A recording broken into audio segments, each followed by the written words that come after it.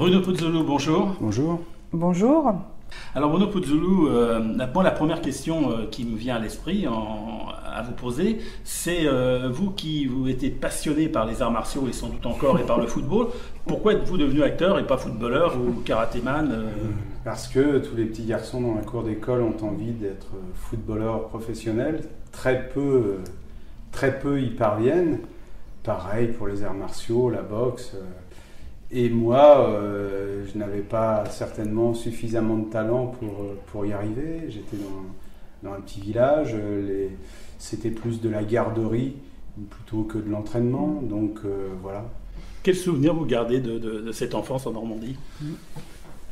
Une belle enfance avec mon père, ma mère, mes deux frères. Un petit village où tout le monde se connaissait. Une enfance heureuse, une famille modeste, un père ouvrier à l'usine, une mère qui était au foyer avec ses enfants, mais la sensation comme ça d'avoir eu des parents qui ont tout fait, vraiment tout fait pour leurs enfants, et puis deux frères protecteurs, vraiment une belle enfance. Votre maman est originaire de l'Eure, donc en Normandie. Elle est normande, oui, 27. Et votre papa est d'origine italienne, de Sardes. Sardes. Voilà, mon père maintenant est décédé, mais à l'ouest de l'Italie. Ouais. Donc, vous avez des souvenirs particuliers, un rapport particulier avec ces origines de la Sardaigne. Un rapport, puisqu'en ce moment, aussi, en pensant à mon père, je joue les Rital, une adaptation du roman de François Cavana. Et donc, dans les Rital, il est question d'une famille dont la mère est française, dont le père est italien.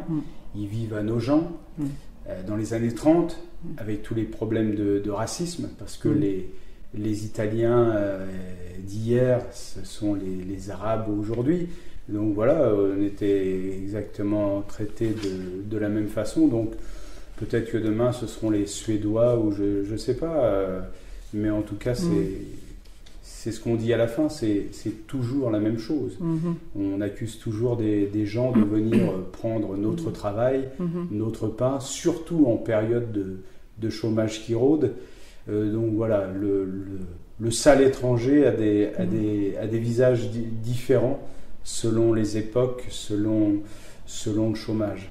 À la différence de François Cavana qui se battait à aller dans la cour d'école avec ses petits camarades qu'il traitait de macaroni, parce qu'on disait macaroni avant Rital, vous avez aussi ce genre de petits conflits? Bien sûr, parce que dans la cour d'école en Normandie, mon nom résonnait pas très bien.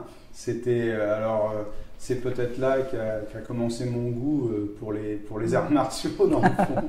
Mais, il y a un lien. Mais vraiment, l'époque où moi j'allais à l'école, c'est pas l'époque où mon père est arrivé après-guerre en Normandie, où là il y avait un vrai racisme. Mais je remarque aujourd'hui que mon père a tout fait pour s'intégrer. C'est-à-dire qu'il s'appelait Giovanni et il se faisait appeler Jean.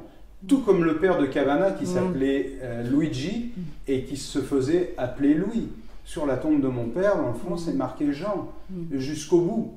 Et il ne nous parlait jamais de racisme. Il disait non, pour moi, tout a toujours été bien. Ce n'est qu'en travaillant, moi, à son usine, pour me faire un peu de fric l'été, que les gens m'ont dit ton père, quand il est arrivé à l'usine, c'était pas facile pour lui, il y avait du racisme. Mais papa, à la maison, ne nous en parlait jamais de tout ça. Le père de Cavana est arrivé en France dans les années 30, parce qu'on avait besoin de main-d'œuvre. Seulement, il y avait du travail pour tout le monde. À partir du moment où il n'y a plus de travail, où les Français, allaient pointer au chômage, et où les chantiers commençaient aussi à débaucher les Italiens, qui eux aussi avaient le droit aux allocations. Alors là, on a dit non, c'est pas possible. Eux, ils n'ont pas le droit. Nous, les Français, oui, mais pas eux. Donc maintenant, en gros, ils nous ont servi. ils peuvent rentrer chez eux, on n'en a plus besoin. Seulement, les gens comme mon père, les gens comme le père de Cavana avaient fondé des familles ici, avaient des enfants, une femme, participaient à l'économie. Et du jour au lendemain, on leur disait non, on n'a plus besoin de vous, rentrez chez vous.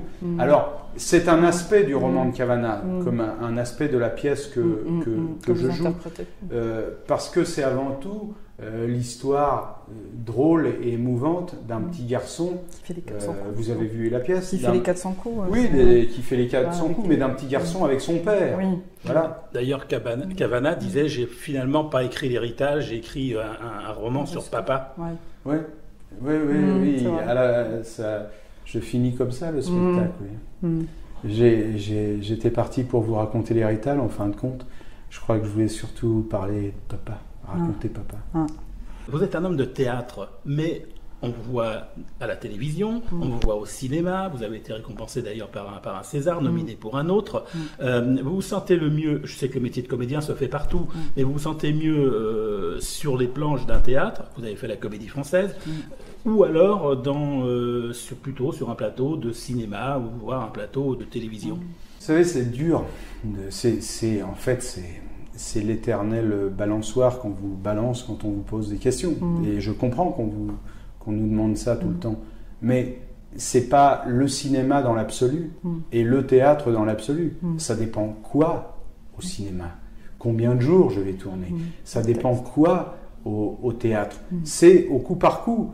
Je saurais pas vous dire est-ce que j'ai mieux aimé tourner avec Jean-Luc Godard ou en ce moment jouer 12 hommes en colère. On ne peut pas comparer. Et puis c'est pas aux mêmes âges. C'est vrai que quand j'ai fait L'Appât avec Tavernier, j'avais 28, 30 ans. C'est pas du tout pareil qu'un film que je tourne maintenant. C'était mon premier rôle principal au cinéma, dans le film d'un réalisateur célèbre. C'est pas du tout pareil que lorsqu'on me propose quelque chose maintenant. C'est le cœur bat pas de la même façon, même si le plaisir n'est pas moindre, mais c'est difficile de comparer et théâtre et cinéma. Disons qu'en général, on a tendance à dire, ça aussi c'est un peu con-con, que le théâtre est plus difficile que le cinéma. Je ne crois pas. Parce que quand on a la sensation de rater au théâtre, ce qui ne veut pas dire pour ça que c'est raté, mais quand on a cette sensation-là de rater, la représentation suivante suffit à tout effacer. Quand on rate au cinéma, alors les gens vous diront « Ah oui, mais vous avez plusieurs prises. » Peu importe. Sinon, tous les films seraient réussis. Quand on rate au cinéma, quand on rate un film, quand on rate une scène dans un film, eh bien là, c'est gravé à vie. Et il n'y a plus moyen de se rattraper. Bruno Pozzolo, donc l'héritage, vous êtes en tournée? En tournée pour l'instant, puis bientôt à Paris, du 15 janvier au 30 septembre, avec peut-être une prolongation après en mai. Ce sera à la Seine parisienne, près des Folies Bergères. Et puis 12 hommes en colère, à partir du 3 octobre jusqu'au 5 janvier, tous les jours, au Théâtre Hébertot. Voilà. Je jouerai dans un jury, un juré. Je serai le juré numéro 8. 8 qui c'est le rôle que jouait Henri Fonda dans le film, où c'est lui qui lève pas la main pour dire non, moi je suis pas convaincu de l'innocence de cette personne, mais en tout cas je suis pas convaincu de sa culpabilité. Donc à partir du moment où il y a un doute légitime, la vie d'un homme, la vie d'une femme, ça mérite de prendre quand même du temps. D'ailleurs, il n'y a pas longtemps, il y a un condamné aux États-Unis. Il a fait 39 ans de prison. Il était condamné à perpétuité, condamné d'avoir tué sa petite amie, la petite fille de sa petite amie, et un voisin avait attesté qu'il avait vu la voiture et tout, Et puis maintenant, avec les expertises ADN, eh bien, en 2016, le dossier a été ouvert. Et puis, alors, on lui donne 21 millions de dollars aujourd'hui. Mais sa vie, elle est foutue. Aujourd'hui, il a 71 ans. Et comment on va lui payer sa vie? Donc, vous voyez, et aujourd'hui, on dit, ah oui, mais non, le voisin, il faisait nuit, il n'a pas pu voir la voiture. Mais on ne l'a pas dit à cette époque. Et ça ressemble beaucoup à 12 hommes en colère, où tout d'un coup, il y en a un qui a vraiment des doutes et il arrive à retourner tout le monde. Merci Bruno Pozzolo. Merci. Merci Bruno Pozzolo. Maman est tombée sur sa chaise. Le ciel s'écroulait. Puis vint la réaction. Mais comment qu'on va faire pour manger? Rien qu'avec ce que je ramène, on pourra même pas payer le loyer. Et le petit, il lui faut des beefsteaks au petit. Mais qu'est-ce qui m'a pris de prendre un maçon, le dernier des métiers, que même les chiens en veulent pas? J'aurais pu avoir un employé des postes, un fonctionnaire qui vente, qui pleuve, qui neige, la paye à la fin du mois, et au bout la retraite. Et pas toutes ces saloperies pleines de ciment à laver, que des ongles, moi j'en ai plus.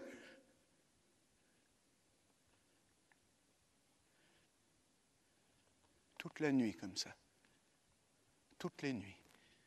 L'intarissable grondement. Ça réveillait papa, il râlait, puis il se rappelait. Il la fermait. Il avait honte. Et il se rendormait.